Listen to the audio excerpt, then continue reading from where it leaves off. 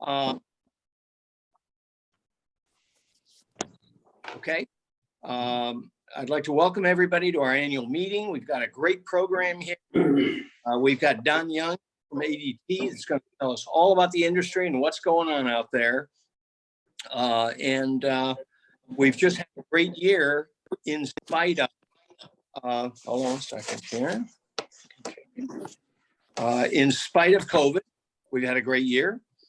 And I would like to start right off by thanking our board of directors for all of their work and support during the year. It's the only way that we have really gotten through this year. And I just want to read their names. They're probably on. VP Jeff Cohen from Quick Response has been fantastic. Secretary Avity from Secure Tech One. She has been great. Treasurer is John Smythe from Habitat Security. I know John is on. Rich Blaha from the Security Source has been fantastic. Every time we needed to make calls to get people on a Zoom or whatever, he always volunteers. Mike Larkin from Residio is on. Thanks, Mike, for your work. Mark Penwall from Security Solutions is on. I know he's on. He's traveling, I think. And Rob Singer from Dial One Security has been very instrumental, particularly down in that Cincinnati area. We want to get more members down there. And then, of course, in the middle of the state is Brian Schmidt in Mansfield from Schmidt Security Pro. So I'd like to say a round of applause for everybody, but I don't know how you do that on a Zoom meeting. So I'll just say thank you to every one of you guys. You guys made it happen. I would also like to thank our executive director, Dale Eller. He is a key part of our success. We couldn't do it without Dale. Don't you guys agree? Absolutely. Dale. Thanks, Dale. Thank you, Dale, for everything you've done. Okay, let's go ahead and start. I call the meeting to order, and we'll start right off with the treasurer's report from John Smythe. Thanks, Alan. Thanks, Dale. Sure. So just go over this pretty quickly with you guys. So year to date compared to last year, we're up about 20% in revenue, which is about $4,000. We don't have significant income. It's up from about $16,000 to $20,000. The reason for the increase is dues. Our membership is up, which is great. So that is about $1,000 of the four. We've had more trainings. I think more people are interested in, not post-COVID, but, getting through some of this, getting their people trained up. So we've been generating some income from that, as well as Security America is an insurance program that we get a marketing fee from that we're able to participate in this year. So all that has generated some more income, a few more expenses associated with the cancellation of the hotel for the conference that we were not able to have, as well as some training expense associated with the training revenue. Kind of brought us, close to neutral compared to last year. Being the only difference is we had a $5,000 one-time expense associated with legal redoing our bylaws last year. So taking that one-time expense out from last year, we're about the same, which we lost a few $1,000. So we feel like going forward, if we can have our show next year, which does produce positive income, positive net income, we think we can get past the break-even point and add to our cash reserves going forward to do future initiatives. So all in all, though, we're happy with where we're at. Membership, as I mentioned, is up. We started, let's see here, I guess I'm going to go into membership, Alan. So does anyone have any questions on the, from a balance sheet perspective, we are down about $7,000 in cash. That's obviously due to the loss, the $4,000 loss we had last year, as well as some kind of carryover expenses. So, but we still have $20,000 in the bank, so plenty of reserves to keep us going. So we should be good to go. So probably no questions on that. If there is, I'll give it a minute. Okay. So membership. So we started 2020 was 71. COVID took a big chunk out of it. got us down to about 55. We are since back up to 64. And really, that's almost close to neutral because there's one member that had a bunch of branches that made up really the difference. So we're kind of pretty much close to where we were. And we've actually seen quite a few new members we've approved over the years. So we're really positive about membership. There are some dealers, large dealers in the area that I'm sure we can share the list of members, Dale, or it's posted somewhere that we can distribute. And if you see anybody on there that is in your area that you compete against, we're all friendly competitors for the most part, we would appreciate a phone call. It's a very small amount of money to pay to have a organized voice for the state of Ohio in the security industry. So, but overall membership is good. So that's the report, Alan. I'll hand it back to you. Okay. Yeah, I would like to point out to everybody that we did not we have not raised our dues. We started off at $250 and we've left it there, and we plan to leave it going forward because we don't want it to impact our membership. The membership is coming back. We really worked hard to keep our expenses minimal. The big thing this year that we had to give we had I think it was $2,500 deposit on with the Holiday Inn, which we had to pay. That for 2 years. They said, no, you've got to pay us, even though we didn't have our conference this year. So that hit us. But in the meantime, we had the money in the bank. As John said, we're pretty close to break even here this year. So we really are doing everything we can to continue to grow the association. So I would love to ask everybody, if you know of just even one member that your friend or you just know them, try to bring them in the coming year. That would really help us. We continue to need more members, and that'll help us more than anything. But okay, great.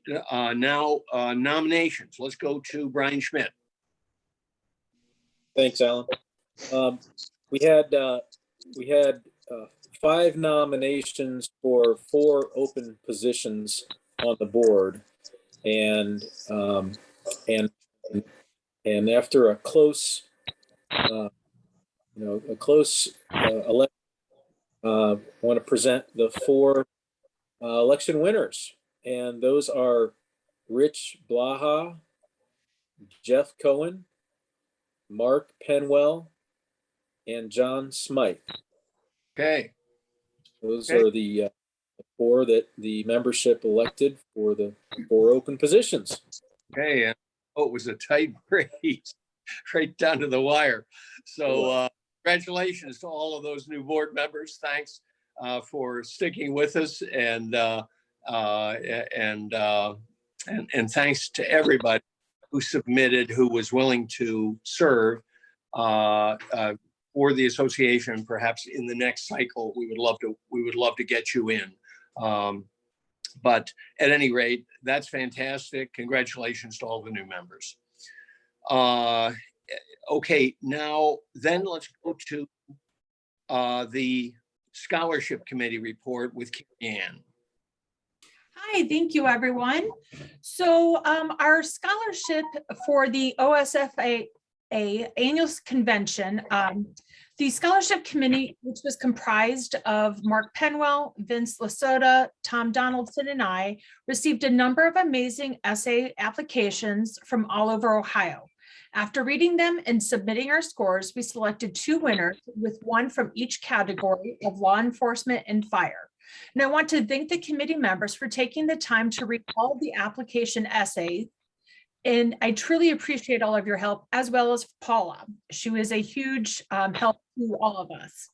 Our 2 Ohio 2021 winners, with a representative in each category receiving $750 scholarships, are Savannah Mueller for fire. Savannah's father is an assistant fire chief of the Coleraine Township Fire Department located in Hamilton County, Ohio. He has been incredibly involved with the National Overdose Response Program Quick Response Team to help lower the number of opioid overdoses in their community. And his work with QRT, as well as other areas of the community, has impacted Savannah profoundly to shape and inspire her future. She plans to attend college as a nursing major and would like to eventually work at Cincinnati Children's Hospital. Unfortunately, due to their busy schedules, we were unable to find a mutual time to meet in person to surprise her on being an award recipient. Therefore, her check was mailed to her to further assist in her college expenses. Nia Gribbins for law enforcement. Her father has worked for the Geauga County Sheriff's Office since 1989 and is the law enforcement commander. The leadership skills that she learned from him were impressive to say the least, with her countless community and school activities. She has over 1,500 hours of community service and raised over $10,000 for the Children's Miracle Network, in addition to other money being raised for other organizations. She's volunteered to teach sign language to students struggling to communicate with their special needs classmates. And to say that they continue doing remarkable things is an understatement. I know the entire committee was extremely impressed and wondered how she had enough time to do everything. Jeff Cohen, our VP, drove to Geauga County Sheriff's Office to surprise Nia with her award check on Thursday, June 24th. She was presented the award with her father, Lieutenant Gary Gribbins, mother Pam, and sister Keena in attendance. Upon selection of our 2 state winners, they automatically qualified for the ESA National Scholarship. Historically, the winner would have been flown to attend the annual spring ESX convention, but due to COVID-19, this did not occur.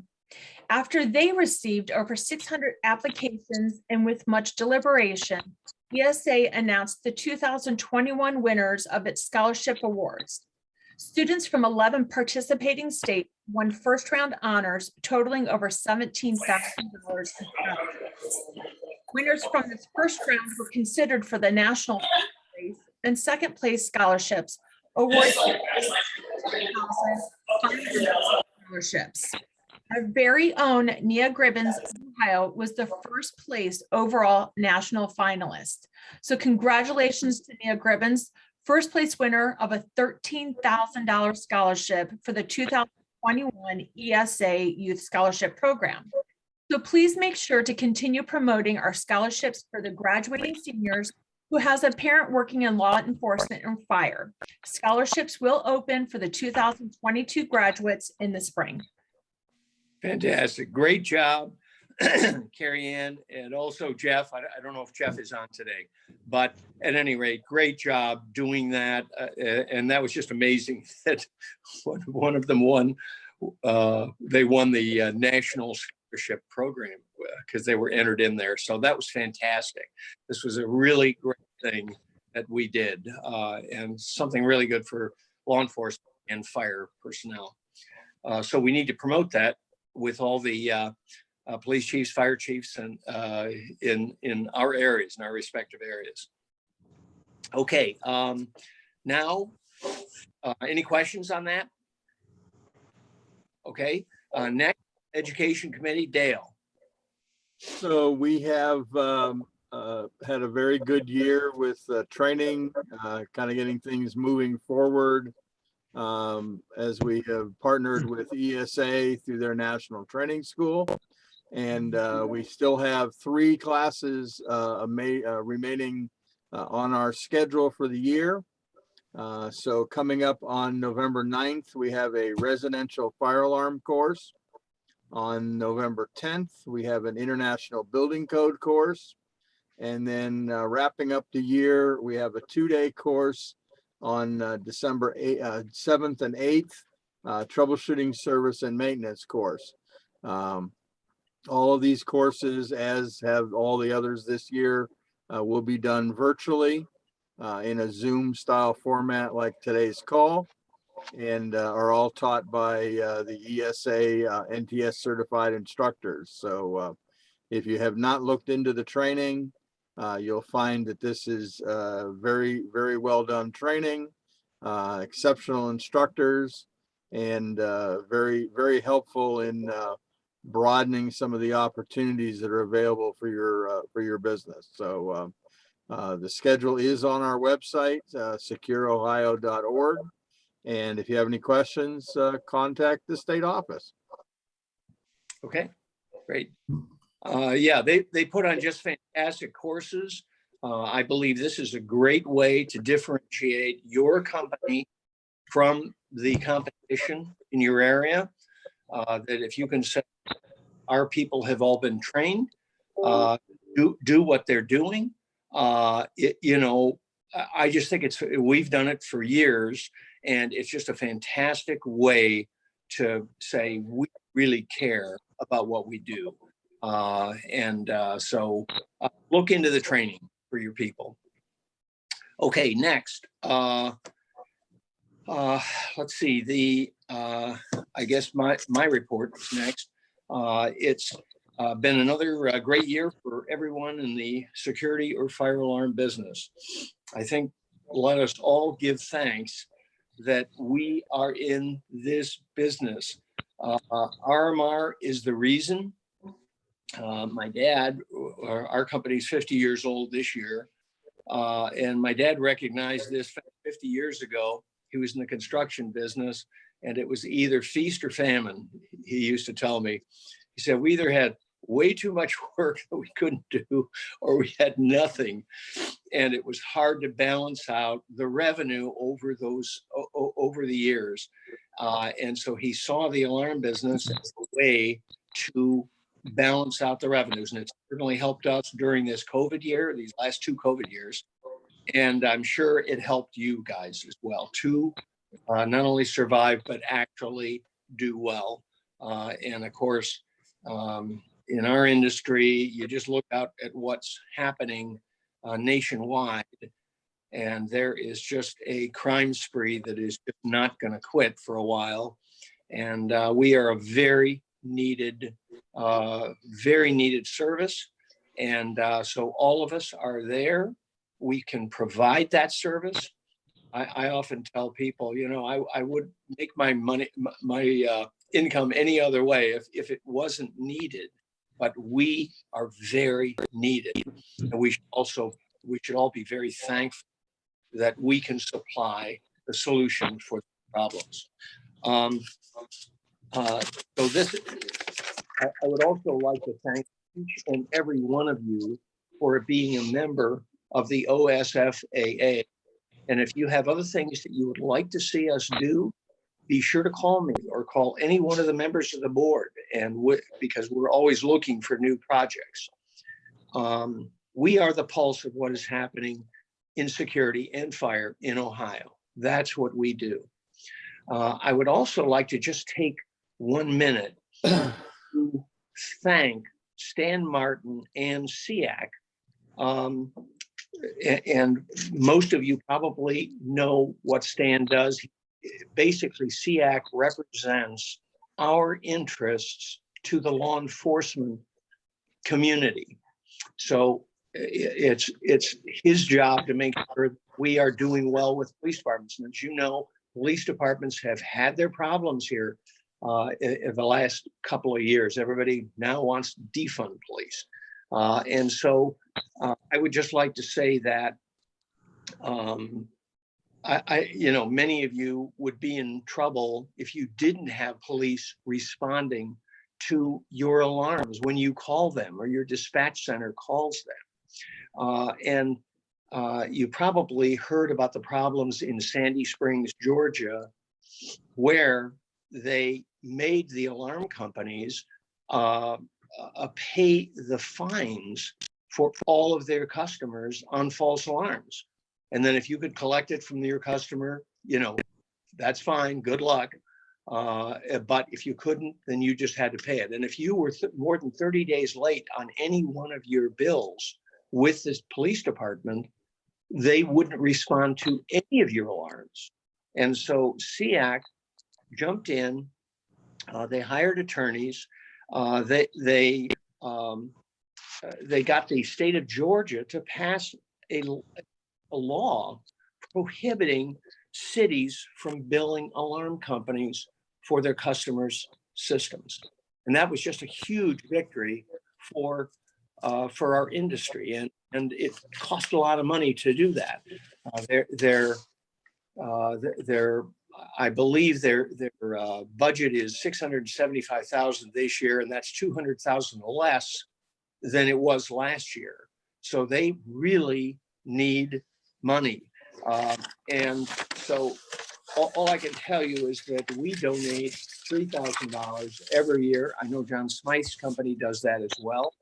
And I'm sure many of the rest of you all do, but these people are fantastic. They employ chiefs. We're working with them right now on a situation down in Akron where the police don't want to respond unless somebody sees the divert. So I would just encourage you to donate what you can to it's SIAC Inc.org. Or if you need that website again, you can let me know. They represent our interests. And just a brief word in terms of our plans for next year. We hope we're going to have a live annual meeting next year. We hope we can get back to normal, which of course everybody hopes that. We are going to have, John Smythe has offered to host a golf tournament perhaps in the spring up in Toledo, and Rob Singer is planning to host a golf tournament down in Cincinnati. We need more members down in Cincinnati. If you know anybody, please let us know. And then Brian Schmidt is going to host a sporting clay event around the Mansfield area, or south of Cleveland, and then we'll have our regular meeting, our annual meeting next year in about the same time as now. So I would like to stop here our meeting and just say, does anybody else have anything for good and welfare? Okay, then I will go ahead and adjourn the meeting, and I want to turn it over to our main speaker, Don Young, whom Brian was nice enough to recommend to us, and also my son, Alan, who this is the past president of the TMA, the Monitoring Association, and my son said he's one of the smartest guys he knows. So at any rate, he knows what's going on in the industry. So I would like to turn it over to Don, and his topic is challenges and opportunities for security professionals. Thanks, Don. Thank you, Alan. Appreciate that intro. So I'm not about to pretend that I know more than anyone here on the call, especially in the state of Ohio. I'm happy to share with you my experiences as both the TMA president the last 2 years, as well as my role as COO at ADT, of which I'm responsible for all of our field offices, our call centers, and our technology platforms, both at the customer prem and inside the four walls of the company. So Brian was kind enough to share some topics for me to review with the folks around the call.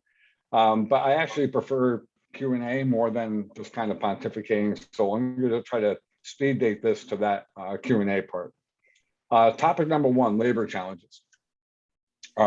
Experiencing them firsthand at ADT, especially in the call center environment, where people, the average wage at one time before COVID was in that, $12 or $13 range, at least for us. Now, if you're not paying $15 or more, you're struggling trying to go ahead and keep someone past that 30, 60-day period, and not just be a transition company for them to find something, but real struggle for us. I'm not sure what everyone's belief is on work from home, good or bad for your company, but without being able to accommodate our call center people in a work from home environment, we'd be in a very tough place right now trying to keep up our staff counts. I heard quite a bit when I was TMA president from other companies, other member companies, that we needed a way for us to go ahead and have a permanent version of the UL standard to allow people to work from home. It wasn't appetizing to all of the TMA members. TMA is meant to represent all the virtues of professional monitoring. And there's a lot of different opinions out there about whether or not professional monitoring should allow people to work from home or do monitoring from home. But I will tell you, by far the majority of the members asked me to sponsor that movement towards a permanent work from home standard from UL. It doesn't mean that anyone's obligated to have their people monitor alarms from their house. It just means that they're permitted to do so and not violate all the terms of their contracts with their customers by not being a UL central station. I don't mind telling you at ADT, we are leveraging that version of the permanent standard, the way we're thinking about our business model in the years ahead. We're not going to monitor all of our alarms from home. There's plenty of alarms that we're going to monitor inside of our centers, but it's opened the door for us to have meaningful conversations about our real estate footprint, our technical architecture, and how we're thinking about, where to hire people, not just in the commutable distances of our call centers, but literally every part of the country where we think technology exists to support, strong telecommunications, all the things that I'm sure you guys have thought of at one time or another in trying to decide how and where to hire people who work from home. John, real quick question, John Smythe. Sure. You said you wanted to be Q&A. I was curious, what percentage of ADTs are work from home operators, as well as have you seen any? We had a work from home data on call pickup times and all the phone metrics that you guys probably had track and drill down way further than us. Did you see any drop off that you never recouped eventually in some of that customer experience items on the phone? So I would tell you our experience at ADT, we had an immediate lift in productivity when we first sent the people home. I'm sure all of us have these amazing stories to tell about how we were able to enable people to work from home in such a quick period of time, and kind of that mad scramble forced experiment approach. We enjoyed massive improvements in our productivity, whether it was the employees being excited that they could work from home, absence of commutes, part-timers being able to plug in at any time of day to handle spikes in traffic. But that, I would tell you, smoothed itself out a bit in 2021. And now, because everyone else is on the same bandwagon, it's been a struggle to try to train people once you recruit them. It's been a struggle to try to adapt our culture to the people that have never interfaced, or had a face-to-face encounter with their boss or their teammates. So I would tell you, all in all, I still think it's a more productive environment if you're able to go ahead and tackle those two things, the training curve and the culture curve. And I would tell you, we're still very much learning how to improve, how to excel, how to maximize the opportunity in those two areas of our business. I've heard the same thing. I had a couple of calls at TMA where literally everyone said the same, struggling the most with trying to train their people remotely, and they're struggling the most with trying to establish culture with the new people that they hire. But that's what I've heard so far. Hopefully that answered your question, by the way. Next topic, dealing with parts shortages. We're at ADT, we're suffering no different than everyone else here on the call, especially with the chipsets. For us, it was first a scary moment with 3G. We started in 2019 with 3.7 million AT&T 3G radios that we had to replace. Just imagine that, 3.7 million. And that if we didn't make some of the choices we made early on to go ahead and buy inventory, excess inventory, frankly, we would be in a much worse position that we're in right now. The L5000 panel, I'm not sure how many people here are, fans of Resideo or not, but it's impossible to find LTE radios these days for L5000 panels. So we've got a number of customers that we're gonna have to do upgrades or, provide this thing we call cell bounce. Some of you might have heard about that through the airways. I can answer a question about that later on if you have one. But either way, we've had to take extraordinary measures to try to go ahead and compensate for the chipset shortages as applies to 3G. As far as our normal supply of, smoke detectors, cameras, panels, we haven't felt the pain yet in our supply chain on those products. We're being warned of it. We've had a couple of decommits provided to us that kind of pushed the envelope on whether or not we were going to have to turn down a sale or turn down an install opportunity, but we haven't gotten there yet. And it's all hands on deck working with vendors and suppliers to try to ensure that we don't suffer that moment. But before this call started, I think it was Alan or someone who mentioned, people are being forced to reconsider other vendors. And now you're moving away from standardization and you're potentially signing up for a whack-a-mole process where you just jump from vendor to vendor until you run out of inventory. So it's not an easy choice. I'm not going to say that any of us, especially me, knows how to go ahead and react to that. In our case, we're fortunate from an AT perspective just to have enough volume to demand a little bit of, call it priority or preference from our suppliers. But again, it's not a already determined future. It's a very uncertain future when it comes to product. On the 3G sunset, another topic that Brian threw at me. I saw early on, both as president of TMA and COO of ADT, that some effort had to be made to at least explore the opportunity to try to get AT&T to delay the sunset. We had some, call it momentum maybe, that Verizon was going to have its sunset moved till December 31st of 2022. That opened the doors in a lot of people's minds, mine included, that we could go ahead and encourage AT&T to delay their sunset, because AT&T, it's not that they ignored T-Mobile, but they just seem to can't stand Verizon, and vice versa. They're there. It's like Google and Amazon between Verizon and AT&T.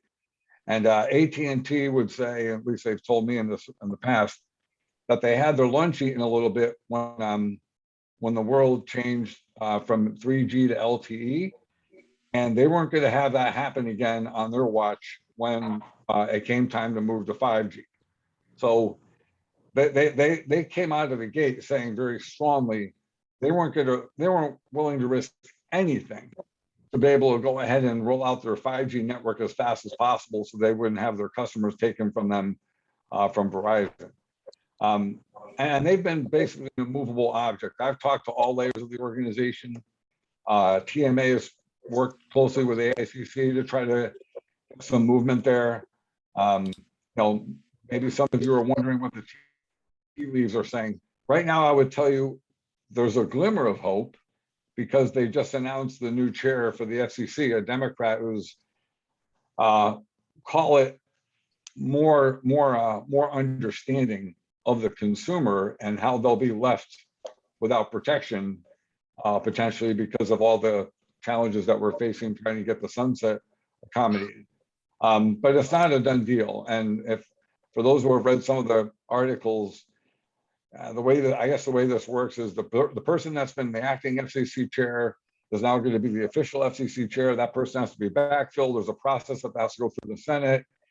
Without boring everyone, it's not a done deal that the majority is going to be in place to cast a vote to go and enforce a delay of the sunset. But there's also hope that it could happen as well. Nothing is certain. Nothing is certain. Anyone on the call that's counting on the sunset to be delayed, I would tell you from everything I know at TMA and ADT combined, that's a mistake. That's a mistake. And I doubt anyone is expecting the sunset to be delayed at this point. But if you wanted me to rank this on a scale of 1 to 10, 10 being a sure bet, I give the sunset delay around a 2.5 or a 3 at this point. So better than a 1, but not quite what you would want to hear at this late stage. Next topic, Brian asked me to talk about forward thinking. I'll give you two versions of this forward thinking from TMA standpoint and from an ADT standpoint. From a TMA standpoint, the forward thinking I'll provide you is a lot of desire to lean heavily into connecting to 911 in a different way. The historical 10-digit phone call that we make, that's just not the future. So, you know, it's right now ASAP in its current version. For those who don't know, TMA sponsors a platform called ASAP. Right now it works in around 100 911 centers across the country. And it allows your monitoring company, if you're not monitoring your own alarms, to tunnel right into 911 with the data. It's a more accurate transaction and it's a faster transaction. It doesn't suffer, you know, all the storms and all the other things that ring those 10-digit numbers off the hook. For those who don't know, the 10-digit number that all of our monitoring companies use to dispatch alarms is not the same as 911. It's a different number. 911 actually refers to it as a back office number. But 911 always gets answered first before the 10-digit number gets answered that all of us call whenever our customers' alarms go off. And ASAP, or platforms like ASAP, tunnel right past both 911 and the 10-digit number and feed the information right into the what's called CAD, computer aided dispatch platform, and the 911 center. That is our future. We've already begun that future. We're going to be accelerating that future quite a bit in the years ahead. Throw NG911 into that mix, and what you're going to see is not only tunneling into the CAD systems, but tunneling in there with different types of data. For example, something as simple as a URL that the first responder can click and see a video of what's happening at the prem, or hear audio about what's happening at the prem, or any types of data that your monitoring company or yourselves are able to provide through that connectivity. It's exciting because it opens the door to the next, call it future opportunity. And that's for the first time in the alarm industry's history, prioritizing an alarm event inside the intrusion category. All of us know what the priority is for a fire and a panic, but all of us, and I think Alan even spoke to some of this, you know, the work that SEAC does to try to make sure that we don't go down slippery slopes of verified only policies and all those kind of things that SEAC fights on our behalf to make sure that that intrusion alarm event gets responded to. That's the value that, you know, the customers are paying us recurring money for. Well, for the first time, a standard is being developed and it's almost that will be able to prioritize that intrusion event. For an example, a 1, 2, or a 3. A 3 being broadcast and file. For those who are not familiar with that, broadcast and file is a type of response policy a lot of municipalities have adopted to respond to alarms. And what it means is, hey, all you squad cars out there, if you have, here's an alarm in such and such area. If you're able to respond to it, please do so. But there's not a requirement for them to do so. That's broadcast and file. That would essentially be a priority 3 alarm in the future. A priority 2 alarm, which would verify that there's human presence at the premise. And we could go down a bit of a rabbit hole on how to verify that, and I'll address that in Q&A.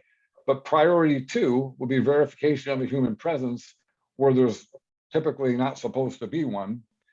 And that would demand a first responder respond to the premises. I'm not going to get into what municipalities will do in terms of how fast they'll respond. They'll just respond differently than a priority 3. And then priority 1 is a crime in progress. And that's essentially the same as if any one of us picked up our phone and called 911 and said, hey, I'm under duress. So that's when you combine what I said earlier about the technology, where it's going, how we're meant to deliver the data, with a standard that's being adopted by law enforcement. Oh, I should have mentioned, the committee that's developing the standard is about 45 participants. That's about 3 to 4 times the number of participants that we've ever typically had in TMA and coming up with a standard. And I would tell you that at least a third of those participants, if not more, are actually representatives of law enforcement. Some of the leading advocates of the standard are from law enforcement. That's also a bit different than the past, where many of these standards have been developed by us in the industry and not actually engage law enforcement ahead of time. This standard is being developed in partnership with law enforcement. Frankly, to not do it that way would mean, oh, here, law enforcement, please follow the standard if you don't mind, because we think it's a good idea. That's not what this standard is about. The standard is about getting buy-in from law enforcement that this is how our customers can expect us to deliver prioritized response in the future. Morgan owns getting that standard across the finish line. I started the process. He's going to finish that process. There's some other things I could address with TMA, but I'll let you guys, hit me with questions on that. On the ADT side, you got to be careful because I really, can and should only share information that's already public for obvious reasons. We're a public company. But the things that are already public that you may or may not have read about us, we are moving as fast as we can to leveraging data. And we partner with Google for that very reason, to get our hands on more data. The work that we're doing is less about developing products, sensors, devices, in the home, even though we get to leverage a lot of that, with our partnership.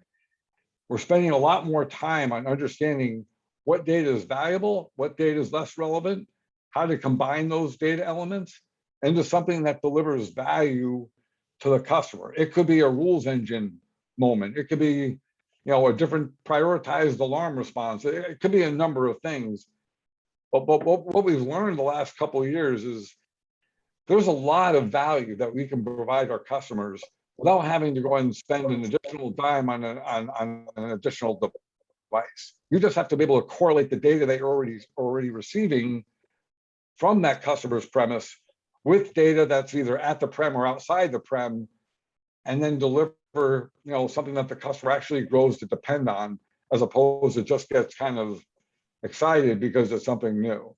So that's really our forward thinking on the ADT side. Data. It's the new currency. We're all in on it. ML and AI are tossed around, quite a bit these days as, look out, here it comes. I'll tell you, we're very much deep in the weeds on trying to understand how that can materialize in terms of value for the customer. So Alan, I think that's probably enough for me to call it pontificate about. I would love to answer any questions that the group has. Okay, why don't we throw it out to the group? Do you have any questions of Don? It's Tom. I've got two.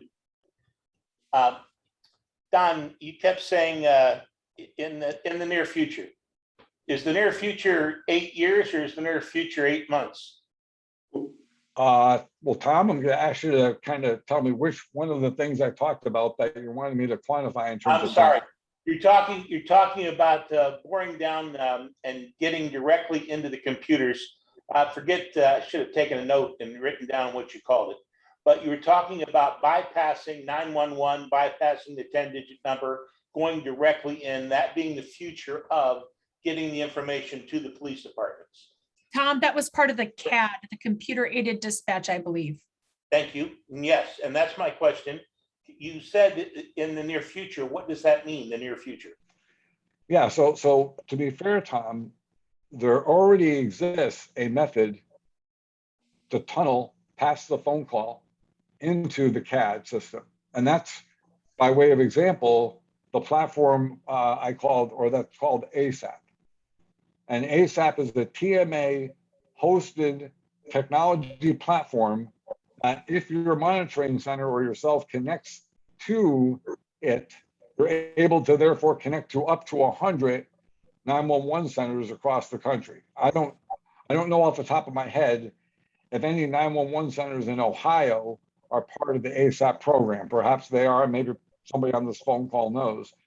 But I'm telling you that in the next 3 to 5 years at most, I expect the majority of the 911 centers across the country to be connected electronically to whatever automation system any of us use, either for ourselves or on behalf of our monitoring companies. Gotcha. That, And I'm sorry, go ahead. no, I understand. Thank you. That was the major question I had on that topic. Sure, okay. Anyone else, Alan? Okay, any other questions? So I know Dawn, I'll take that one. I'll take Tom's question just a hair further. So as TMA and the industry move ASAP forward, where do you see things like do-it-yourself movement or the monitor-it-yourself movement, either working with that or undermining it? Well, that movement actually isn't dictated by DIY or what we call ADT, DIFM, do it for me. It's dictated by the monitoring company. So, whether you're cops or rapid response or affiliated, or there's a long list of wholesalers, it's their choice. It's the wholesaler's choice whether to adopt ASAP as a bypass that phone call. And if you just happen to be a user of that monitoring center, you get to enjoy the benefit of that connection to that 911 center, regardless of whether you sell DIY or any other product that's monitored by them. Okay. I was a little confused with that answer. If I understood Dale's question, and maybe I didn't, I thought he had asked, what will it do to the self-monitoring? People that are out there listening or waiting for a call to come to their cell phone, and now they want to dispatch. Will it undermine that? No, okay. I apologize if I misunderstood that. So for the self-monitoring solution, as all of us know, that requires the individual to call 911 to actually get police engagement. They will not enjoy that capability through ASAP. ASAP does not work with self-monitor platforms. So, but before you say, oh, okay, therefore, that they'll be suffering that. Remember, the customers that self-monitor aren't dialing the 10-digit number to reach their 911 center. They're dialing 911. So even though they're not tunneling past the phone call with something like ASAP, they are getting a prioritized response over anything that our monitoring companies are doing with the 10-digit phone. Yeah. And that I'll add to that, if in the self-monitoring kind of situation though, if you are doing some type of self-monitoring and you're outside of your 911 area, you call 911, you're not going to get the dispatch center that you want. You're going to get the 911 center that's in the area where you are at that point. So another disadvantage to self-monitoring. Yeah, there's plenty of disadvantages to self-monitoring, but my guess is all of you know them quite well because we're all selling against it, right? I guess the concern that as part of the question is unfortunately, while we all appreciate the negative aspects, law enforcement may or may not have that full same appreciation, because they see an alarm company calling in or coming into the system in one fashion, but then they have Joe consumer who's calling in and saying, well, there's an alarm at my house. Well, just like the same consumer who's standing in the intersection going, there's a car accident, or I just drove by my neighbors and there's a fire. Well, they don't necessarily suffer the same consequences that the alarm company may suffer through like a Sandy Springs or other things to that regard. So. No, very, Hey, Dale. very much so. Whether it's your dog, okay, that calls you to call 911, or your alarm system, whatever calls you to call 911, I think all of us, okay, can understand the scenarios and how they play themselves out with what's said to the 911 dispatcher. The type of response that a self-monitored customer will get entirely depends on what information the person shares over that 911 phone call. If we're good on that, I'd like to ask the second question that I had, which was on the data that you talked about collecting and how much you're into partnering with Google and everything that's going on with that. Do you see that as more of a marketing connection, a way to identify a potential customer as opposed to helping existing customers?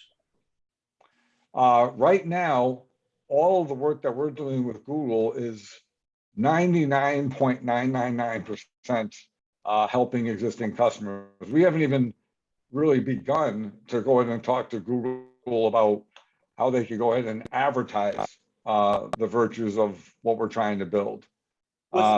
Google maintains firewalls in its business, as I'm sure most of you guys know, between the product area, for instance, and the adware, for instance. You can't just become a partner of Google and then expect that you're going to get, first in line on any kind of SEO search. So we obviously have opportunities, we have expectations to co-brand all these things, and we will do that. That just hasn't been any of the work we've done when it comes to the ML AI front. All of that work is towards increasing the value proposition of the customer. And with that, and you may not be allowed to share this, but can you give us an example of any of that 99.9% benefit of the angle, what you're looking at trying to develop, or is that proprietary? Certainly, a very direct example will be proprietary this way. Here's what I can share with you. I'm not sure if anyone's ever heard of the term ambient computing. It's a very popular term inside of Google. What it means is, in today's world, even our world too, customers either themselves or with our help set up rules to go ahead and make things happen in their home. It could be a trigger off of an event, it could be a time-based event, but either way, the customer has to go ahead and either create, or we have to create for them, rules to turn things on and off and make things happen for them that they come to rely on. Ambient computing is all about sensing all the behavioral patterns of the premise, and then actually introducing to the customer an opportunity for them to actually begin a rule. As an example, again, you walk to your bedroom, okay, roughly the same time every night, and the motion picks you up walking to that bedroom, or maybe some other device senses that. After a number of times, we can be easily prompted to say, hey, would you like your bedroom light turned on whenever you walk into your room? That kind of thing. Now, it requires massive amounts of trust from the customer to share those behaviors and the collection of that data to be able to offer the customer rules and triggers that don't require them to have to program or set something up ahead of time. And that's where I would tell you the only thing that we're spending more time on than the development of the AI and the ML is the consent that we're asking the customer to provide us. It comes with all kinds of responsibility for data privacy and all these other rabbit holes I could take it down, but we're spending more time on the consent approach than we are probably in some cases on the development of the MLMI. Don, that helped me a lot. I much better understand. AI, because there is no ML or AI without consent. Yep. Okay, sorry. All right. That helped a lot, Don. I better understand what you were talking about with the data now. Thank you. Yeah, sure thing. Yep. Anything else, guys? Any other? Well, I was going to say, I will ask one question from one of your earlier part of your thoughts. and I guess this would be from an ADT perspective, because obviously you're going to have access to conversations. Some of the supply chain issues, obviously, that we're all suffering, either currently or about to. What kind of timelines are you seeing or are you hearing? Where is this a 6-month problem? Is this we're going to be living this world for the next couple of years? I mean, what are some of the things that you're hearing back? That's something actually I can't share. All right. We have our earnings call next week. Oh, okay. So if we had this one day afterwards, it'd be a lot easier. But we're about to release our 10Q, and it's going to talk about that topic. So Understood. All right. Yep. Great question, though. So it was clearly a good question, ill-timed. Yeah, exactly. So I wanted to, if I can, this is Neil with Rapid Response, both provide a comment back to ASAP and a question for Don real quickly. The first being that there is 5 jurisdictions in Ohio where Rapid Response, and by extension any other service that works with ASAP, does have that service active. That includes Westerville, Cincinnati, Hamilton County, Dublin, and Delaware counties. With that being said, Don, a question for you. How can we, the people on this call, integrators, monitoring centers, help TMA and by extension the industry have more jurisdictions participate in the ASAP program? Gosh, yeah, either either collectively as a group or individually, any support that you can give to getting the attention of the 911 center director or the chief or whoever makes the choice at that 911 center to actually connect to ASAP. It does take work, it does take effort, and it does take cost for the 911 center to get on board the ASAP platform. So you're going to have to approach that individual who's making a decision with what the upside is for them. The upside is naturally lower cost because people are no longer having to answer the phone, and more reliable or accurate data because there's nothing lost in translation. And that has to be sold to them by showing, call it at least a decent number of companies that are going to leverage the ASAP platform to help reduce those number of phone calls. It's all a process. The folks at TMA will help you with that in a millisecond, whether it's Celia Basore, the CEO of TMA, or whether it's Morgan Hertel, the current president. Either one of those two would be glad to go ahead and jump on whatever kind of a bandwagon you're willing to create to get that 911 center in Ohio on the ASAP platform. Don, do you have to be a member of TMA to participate or utilize the ASAP platform? Can it be any of these, any of the security companies that don't have their own central station? Yeah, the connection to ASAP isn't because of the companies that don't monitor their own alarms being members or not. Meaning Rapid Response is a member of TMA. Rapid Response therefore enjoys participating on the ASAP platform, but all of Rapid Response's dealers are not TMA members, understandably. So you do not have to go ahead and be a member of TMA if you're a dealer being monitored by Rapid Response. But Rapid Response has to go ahead and be a member. Anyone that monitors their own alarms has to be a member of TMA to be able to use the ASAP platform. It's the company that does the monitoring that has to be the member. Okay, thank you for the clarification. So it can't just be any monitoring center that is not affiliated. They have to be affiliated in some way to TMA. They have to be an active member of TMA for them to be able to use the ASAP platform. The monitoring company does, not the company having their alarms monitored by them. Right. Thank you. Yeah, sure. Hey, Don, can you speak to the benefit of the monitoring center? If you flip someone, a big 911 center in your backyard over to the ASAP program, I mean, I imagine there's some significant savings. Or do you have any metrics on that from ADT perspective? Yeah, so everyone has their own metric on this one. I want to be careful not to propose that this is your metric. But ASAP charges 25 cents a phone call. For those who don't know how the ASAP program works.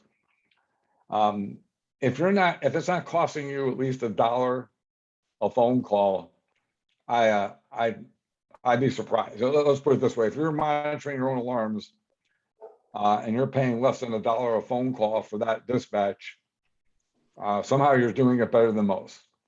I'm not telling you the ADT pays more or less than $1. I'm just giving you my industry opinion on what that phone call should be costing. And if it's costing more than $1, like I think in most circumstances it will, then you're saving 75 cents a pop. You do the math on saving 75% off of your cost. Now, before you run to rapid response and say you want to break on your on your recurring, you might want to just let them give their version of what their cost structure is too. Hey, John, I can add some additional information there. So not specific numbers, but the staffing issues that Don was mentioning and we're all having to overcome, especially in these environments that we're in, are exacerbated at the dispatch centers. So what we're seeing is that the benefit of ASAP is not only inherently there due to what Don just noted, but as these challenges also impact dispatch centers, we're having longer and longer calls when we go to dispatch. So the service enables, again, a win-win all around, and most importantly, gets that vital information accurately to the PSAP so they can do their work. So I don't know about you guys, but I just heard the pitch for get your 911 center on board the ASAP program, and Rapid will give you a discount, right? You can relay that statement to Morgan, Don.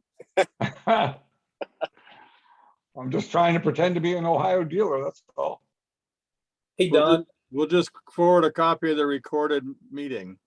Yeah, well, Jeff Atkins, by the way, for those who don't know, I'm only in this industry, I'm only on this phone call because of a guy named Jeff Atkins, who Neil knows very well.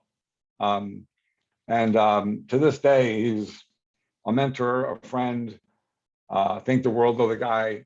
He put me on this path towards success that I'll always be thankful for. So, but he runs a great operation at Rapid. I'm not trying to sell you guys on a single thing here, but Jeff does things the right way, always has. Yeah. Hey, Don, I know we're probably bumping up against. I know we're bumping up against time here, but I want to thank you for taking the time to be with us. It really means a lot to this group for you to do that. Wondered if you could just give a quick maybe overview with regards, jumping back to the labor question. I heard the other day that for every 6 plumbers that are retiring, there's 1 to fill their shoes. And in our world with technicians, installers, and service techs, what ideas maybe have you heard being implemented that alarm dealers can, any technology that dealers can utilize to help strengthen their install and service workforce as we, run up against, I think, similar challenges, as trade skills are becoming harder to come by. So Brian, this is hard for me because there's a very significant thing that that we just started doing at ADT 3 months ago. And I think everyone should be leaning into it at this point. It's the improvement to our customer satisfaction through NPS scoring and the improvement to our profit. I've never seen it before at ADT, but I can't talk about it yet until after the earnings call. So I hate to tease you like that, I really do, but there is something in my mind like that all of us, I think, are going to subscribe to, even whether we like it or not. I just think it's the new way of delivering value to our customers and staying profitable.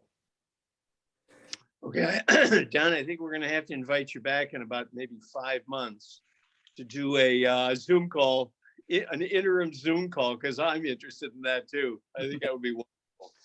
Would you Just listen to the earnings call and you'll probably hear it yourself. So. Yeah. Okay, good. Thank you. Okay, Right. any more questions? Okay, I think we've got it here. This has been absolutely fantastic, Don. I really enjoyed it.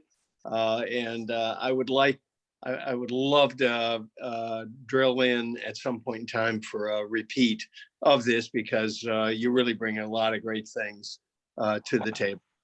Listen, I look forward to it, Alan. I really appreciate the opportunity. It wasn't that long ago. I was just like everyone here on the call. I haven't always worked for large monitoring companies before, and those are some of my favorite times of my career. So I wish you luck. If I could help you, I promise I will. Maybe I'll look forward to the next time. Thanks, guys. Okay, and thank you so much, Don. And thanks to everybody. That's the end of our call. And thanks for attending our annual meeting of the OSFAA. And if you know anybody that might be a good prospect for us, we need more members. So please refer them to any of the board members, to Dale, etc. So thank you so much, Don, for your work. And thanks to everybody for being on the call. All right, thanks. See you guys. Thanks, Don. Okay. Yes. Thanks, everybody. Appreciate it.